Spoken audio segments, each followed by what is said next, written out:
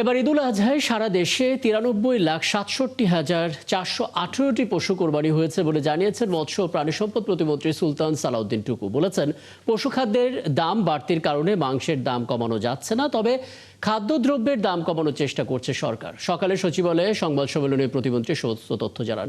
দেশীয় খাবারিদের টিকিয়ে রাখাই সরকারের লক্ষ্য বলেও জানান সালাউদ্দিন টুকু।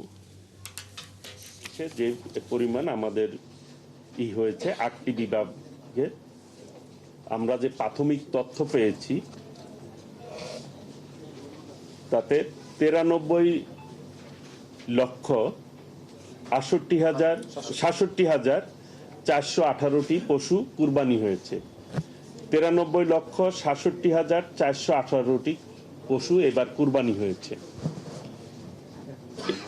এর মধ্যে গরু মহিষ 48,64,158টি, ছাগল ও ভেড়া 45,02,233টি, অন্যান্য পশু 1,027টি।